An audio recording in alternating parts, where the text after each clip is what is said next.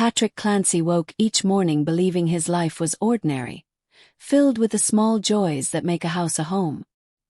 His laughter echoed in the kitchen, his children, Cora and Dawson, played without a care, and even the youngest 7-month-old Callan gurgled contentedly in his mother's arms. To anyone looking from the outside, it was a picture of normalcy, of happiness quietly unfolding. But that night, something unimaginable fractured the calm. A single 911 call would shatter everything Patrick thought he knew about his family. Voices he couldn't recognize, a house filled with silence, and the chaos of a nightmare arriving far too early in the evening. By the time help reached the home in Duxbury, Massachusetts, the unthinkable had already happened. How could a family so full of life and love unravel in a single night? And what darkness lay hidden behind the doors Patrick trusted the most? Please tell me where you are watching from and what time it is over there. This can help us determine the best time to upload our videos for our subscribers. The phone rang. Patrick Clancy's voice shattered the quiet. My wife, she jumped out the window. The kids, they're not responding. Those words, halting and broken, made no sense together. A wife falling. Children motionless. The terror in his tone echoed through the 911 operator's calm questions, but no one could have prepared for what awaited inside. Officers arrived expecting a desperate mother, a single act of despair. But the house told a different story. The bedrooms were still, too still. Toys lay scattered as if frozen mid-play. A small blanket draped over a chair, untouched, a quiet witness.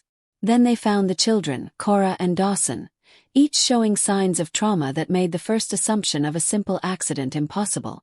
Patrick had called for help, but what he revealed in those frantic moments barely scratched the surface. His wife, Lindsay, lay injured, her own life hanging by a thread after slitting her wrists and leaping from a second-floor window. And in the nursery, a baby slept, unaware of the chaos that had consumed the family. Every officer, every first responder, felt it, the shift from tragedy to horror. Nothing in their training had prepared them for the mix of desperation, confusion, and terror waiting behind the front door. What had driven a mother to this? How had a household that seemed ordinary, even happy, become a scene of unthinkable violence? Patrick Clancy believed he had everything he ever wanted. A wife who seemed devoted, 3 children who lit up his world, and a life that, on the surface, looked perfect. Cora, 5, with her wide-eyed curiosity and endless questions. Dawson, 3, always running, always laughing. And little Callan, 7 months old, completely dependent on their mother's care. Neighbors described Lindsay as attentive, warm, the kind of mother who remembered birthdays, attended every school event, and always had a smile ready. The Clancys were invited to block parties, celebrated milestones, and seemed untouchable in their calm, suburban life. No one ever imagined the darkness that could hide behind a front so carefully maintained. Patrick spent his days working, but evenings were for family dinners, bedtime stories, and whispered goodnights. He made sure he spent quality time with his wife every day. They could sit and watch shows like the Games Award 2025 ceremony or watch movies. One of his favorite movie director was Rob Reiner. He often thought about how lucky he was, how rare it was to find a woman so committed to her children, a life so stable. Friends would tell him, "You have a perfect family," and he would nod, feeling a quiet pride he didn't often voice. How could a family admired by everyone, loved by friends and neighbors, suddenly become the center of a case that would shock an entire state? Patrick Clancy kissed his children goodbye that morning, just as he had every day. The smell of breakfast lingered faintly in the air. Toast, milk, laughter bouncing between the walls. Cora's tiny fingers traced patterns on the table, giggling at something only she understood. Dawson chased a toy truck across the floor, his energy unstoppable, while Callan gurgled in his bassinet, eyes wide and trusting.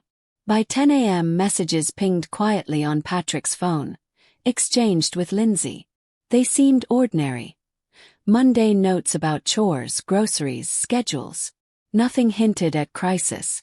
Patrick smiled, reassured by the rhythm of family life, the predictable routine that had carried them through every morning before.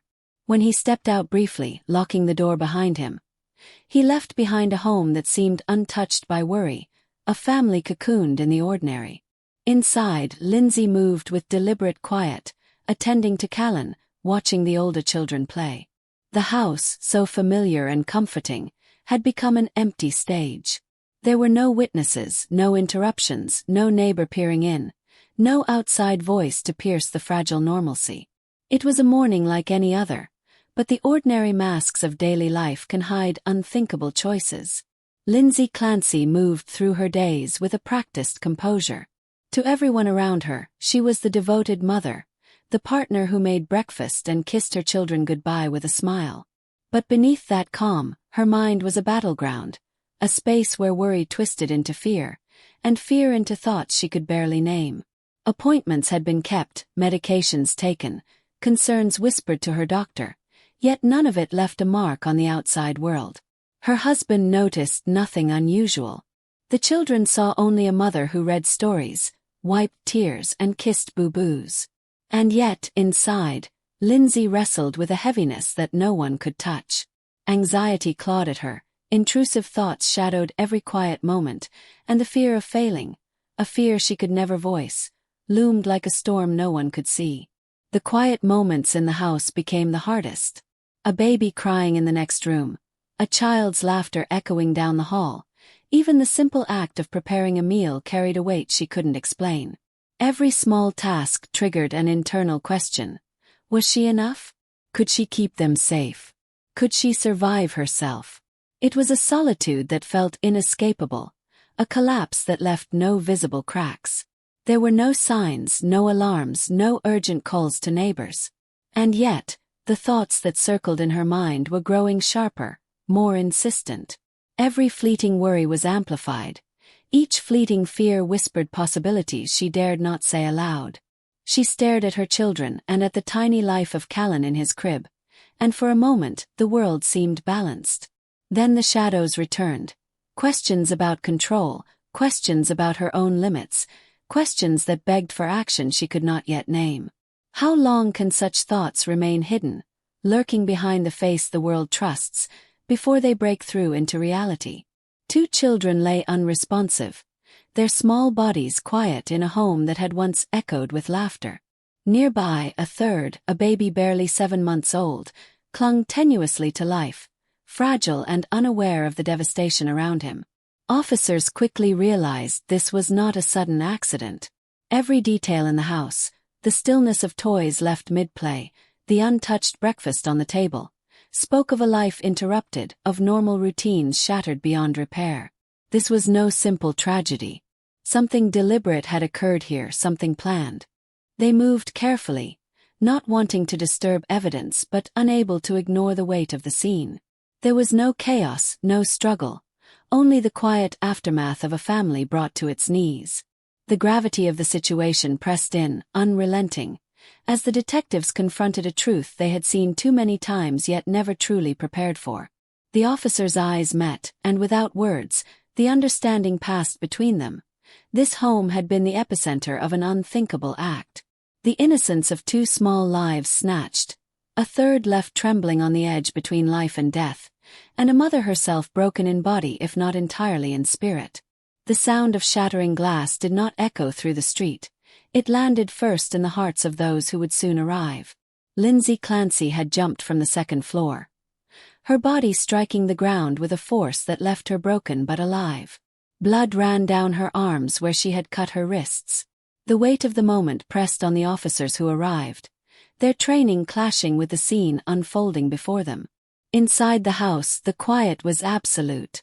2 young lives, Cora and Dawson, were already gone. Nearby, 7-month-old Callan struggled, clinging to life in a world that had suddenly become incomprehensible. The juxtaposition was unbearable. She survived, and yet she had not. Paramedics and investigators worked side by side, their focus divided between rescue and evidence. Lindsay's body, battered and unresponsive, was both a patient and a witness. Every movement, every groan, told of a mind fractured in ways few could imagine. The officers began documenting, noting positions, marks and patterns, the house itself whispering the story of what had happened before the phone call that would bring the world's attention. For the viewers, the image is chilling. The mother broken but breathing, the children silent, the home a vault of questions. Was this act an impulse born from unseen torment, or had the violence toward her children and her leap been planned in some way? Investigators would later find traces in search histories, in journals, in conversations, that hinted at a mind in turmoil, but nothing could fully explain the moment captured by that window. Matthew Clancy never imagined that a single phone call could fracture his world forever. Moments before, he had left the house, trusting the routines, the quiet, the laughter of his children, all perfectly normal. In that ordinary pause of life, nothing felt wrong. And yet, by the time he returned, everything had changed. His 911 call, frantic and fractured, became a public echo of disbelief. "My wife jumped, the kids, they're not responding." Each word hangs in the mind, a repeating, unanswerable question that loops through the ears of anyone who hears it. There is no preparation for the shock of hearing your own voice, caught between fear and the impossible realization that the children you adored might already be gone. Matthew's mind races, trying to stitch together fragments of the morning, the night before, the months leading to this moment. Nothing had screamed danger. Yet now, the unimaginable had occurred in a space he thought he understood completely. The home that once held laughter now carried silence heavy enough to press against his chest. One child fought for life, the other two were gone, and the fragile threads of family that once seemed unbreakable were now shredded beyond recognition. Friends and neighbors arrive quietly, unsure of what to say. The weight of sympathy and horror presses against Matthew, but there is no comfort in their presence. Each expression of disbelief mirrors the questions already consuming him. How could this happen? How could the person he loved, someone who shared his dreams, his mornings, his worries, be capable of this? How do you reconcile love with loss when betrayal is wrapped in tragedy? Even now, he replays the morning over and over, the ordinary messages exchanged, the breakfast laughter, the way Cora clutched his hand and Dawson's small voice calling out from the other room. He searches for signs he might have missed, moments that could explain what no one could have predicted. Every thought circles the same unanswerable truths. The grief is immediate, raw, and relentless. The guilt is sharp. How could he have left the house? Could he have intervened, even unknowingly, to prevent this? The hospital corridors offer no solace, only sterile reminders of mortality and fragility. The beeping monitors, the hurried footsteps of medical teams, the faint whimpers of a baby fighting for life. These sounds become the soundtrack of a man whose reality has been torn apart. Each step, each glance, each breath is a question with no answer, a puzzle with pieces that will never fit together again. Matthew faces not only the unimaginable loss of two children, but also the moral ambiguity of loving the person accused of orchestrating it. How do you grieve someone you once trusted implicitly, while also struggling to comprehend the depth of what may have been done? The conflict is unbearable, the sorrow unquantifiable, and the journey of reckoning has only just begun. This chapter of his life, like the life of the Clancy family, will never return to normal. Every heartbeat is marked by absence, every memory tinged with suspicion, and every future moment shadowed by questions that will linger long after the headlines fade. How does a father find a path through grief when the person he loved most might also be the source of the ultimate betrayal? From the moment officers left the Clancy home, questions swirled. How could a mother, a woman many described as devoted and attentive, become the center of such horror? The answers would not come from speculation. They would come from the evidence, painstakingly gathered, dissected, and scrutinized. Autopsies confirmed the unimaginable. Cora and Dawson had not died by accident. The trauma on their young bodies told a story of deliberate harm, one that no explanation of misstep or momentary lapse could cover. Every bruise, every mark, every sign of struggle became a piece in a puzzle that investigators would spend sleepless nights trying to assemble. As detectives reconstructed the timeline of January 24th, a chilling picture emerged. Early morning routines, the brief departures and returns of Matthew Clancy, the quiet hours when no one but Lindsay was in the house. These details, once mundane, now carried a weight that made every second feel like a prelude to tragedy. Then came the digital evidence. Investigators meticulously examined devices, messages, search histories. The picture that emerged was stark and unsettling. Searches for ways to harm children, inquiries into fatal household accidents, repeated readings of articles about maternal filicide. Each keystroke became a whisper from the mind that had been wrestling in silence, hiding turmoil from the world while plotting a reality that no one could imagine. Police seized devices and documents, piecing together patterns of thought, moments of planning, and the precise, methodical steps that had brought the Clancy children to their final, devastating hours. Nothing suggested a random act. Nothing hinted at an impulsive break. The evidence painted a premeditated path, and the investigators could no longer view the case as simply a tragedy. They had to confront the darker truth of intent. Matthew Clancy, meanwhile, struggled to reconcile the horror with the woman he had loved. Friends and neighbors whispered of Lindsay's anxiety, of her efforts to cope with postpartum challenges, but none of it prepared them for the deliberate, chilling precision revealed in the investigation. Every family photo, every cherished memory, now carried the weight of betrayal and heartbreak. The community watched as the narrative unfolded, their shock compounded by forensic clarity. Investigators, armed with digital timelines and hard evidence, were closing the gap between speculation and certainty. The tragedy that had seemed sudden and inexplicable was now mapped, tracked, and documented in horrifying detail. And yet, questions lingered. How did a mother, entrusted with life itself, reach the point of taking two young children while leaving one fighting to survive? How could grief, fear, and struggle become actions so deliberate, so final? Each answer uncovered another layer, each discovery deepening the sense of disbelief. The investigation, methodical and relentless, revealed a truth that few could fully comprehend.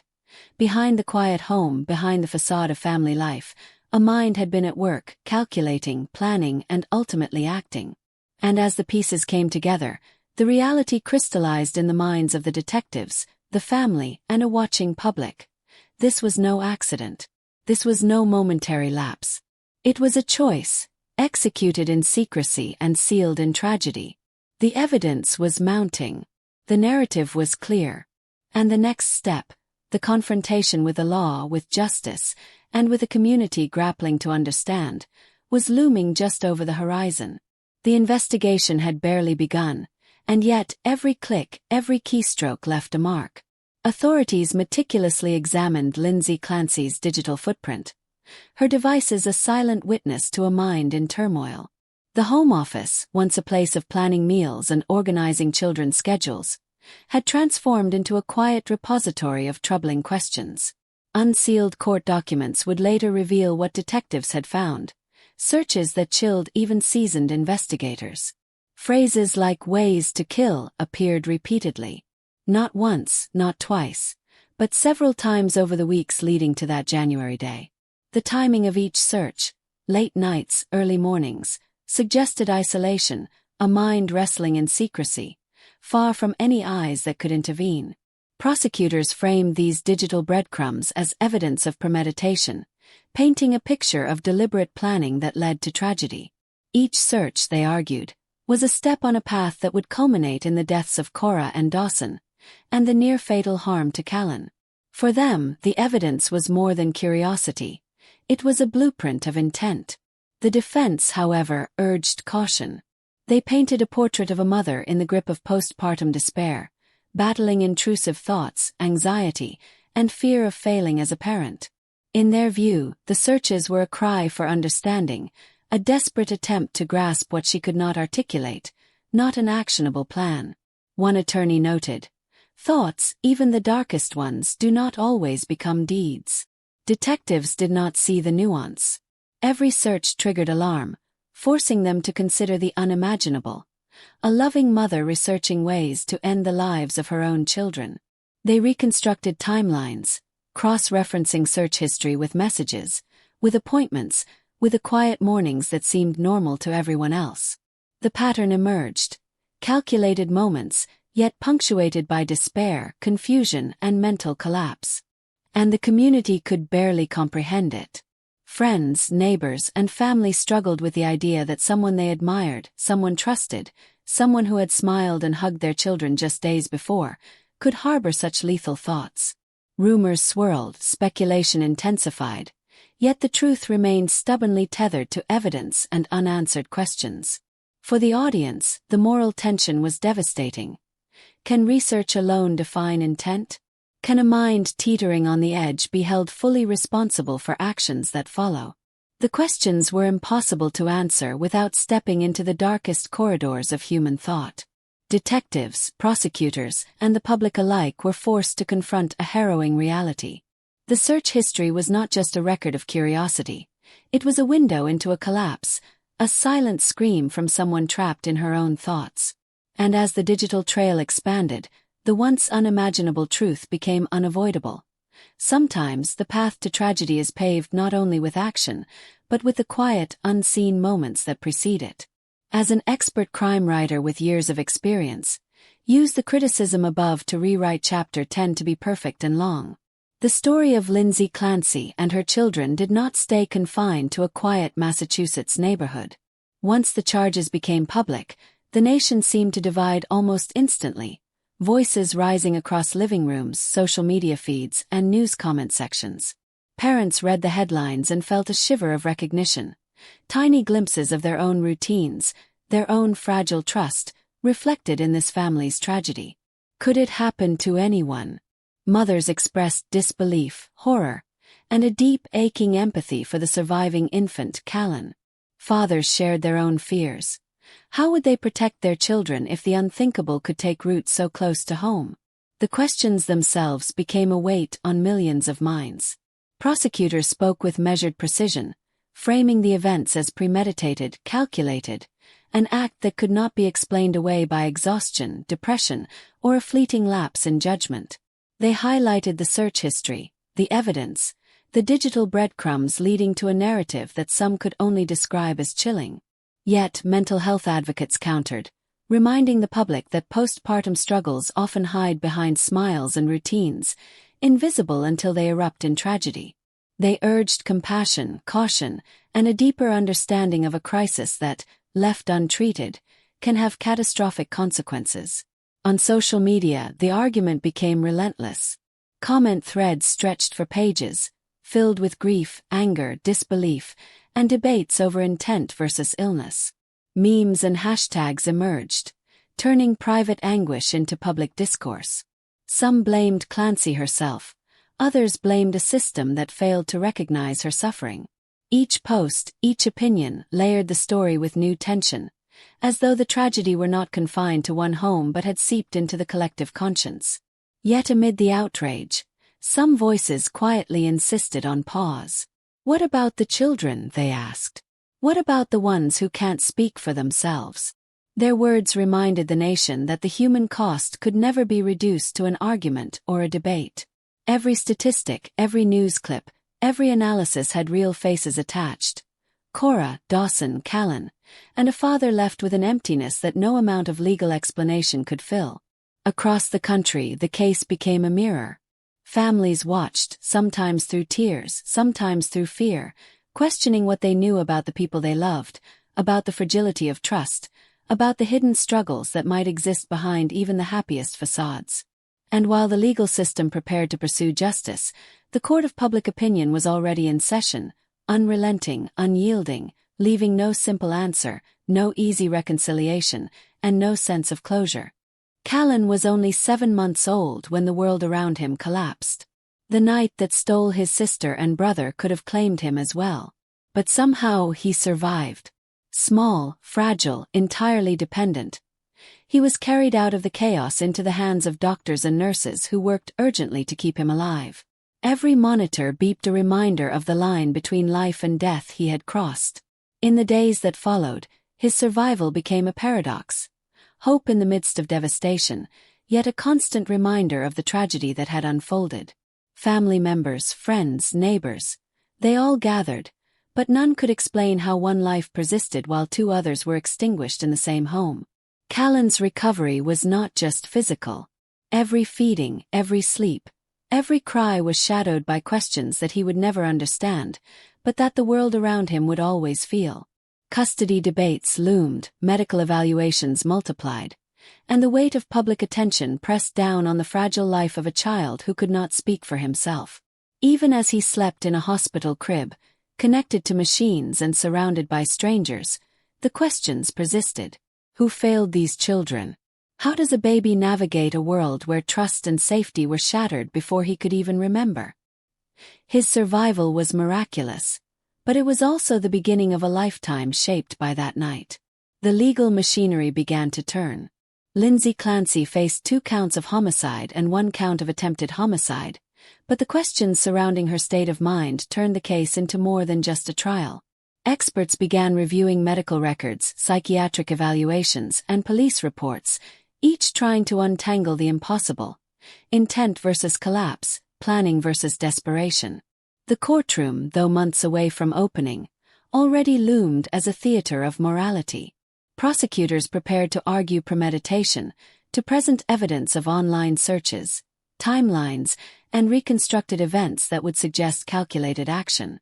Defense teams quietly reviewed every appointment, every prescription, every report of postpartum anxiety or intrusive thoughts, building a narrative of a mind overwhelmed and unraveling. Outside the courtroom, the nation debated. Mothers questioned their own safety nets. Mental health advocates warned against judgment without understanding. Parents wondered if such a horror could touch their own homes.